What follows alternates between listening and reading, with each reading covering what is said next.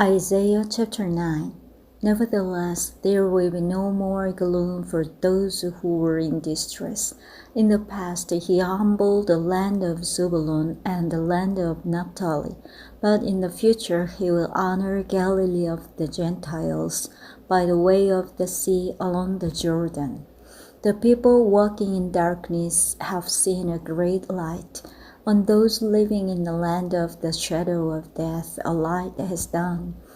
You have enlarged the nation and increased their joy. They rejoice before you as people rejoice at the harvest, as men rejoice when dividing the plunder. For as in the day of Midian's defeat, you have shattered the yoke that burdens them, the bar across their shoulders, the rod of their oppressor.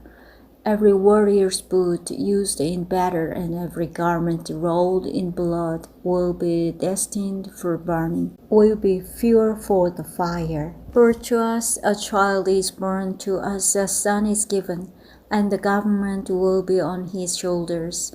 And he will be called Wonderful Counselor, Mighty God, Everlasting Father, Prince of Peace. Of the increase of his government and peace there will be no end. He will reign on David's throne and over his kingdom, everlasting and upholding it with justice and righteousness from the time on and forever. The zeal of the Lord Almighty will accomplish this. The Lord has sent a message against Jacob. It will fall on Israel. All the people will know it, Ephraim and the inhabitants of Samaria, who say with pride and arrogance of heart, the bricks have fallen down, but we will rebuild with dressed stone. The fig trees have been felled, but we will replace them with cedars. But the Lord has strengthened the Rezin's foes against them, and has burned their enemies on. Arameans from the east and Philistines from the west have devoured Israel with open mouth. Yet for all this his anger is not turned away, his hand is still upraised.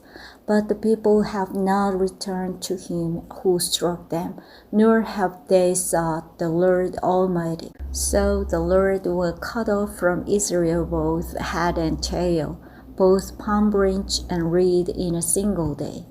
The elders and prominent men are the head, the prophets who teach lies are the tail.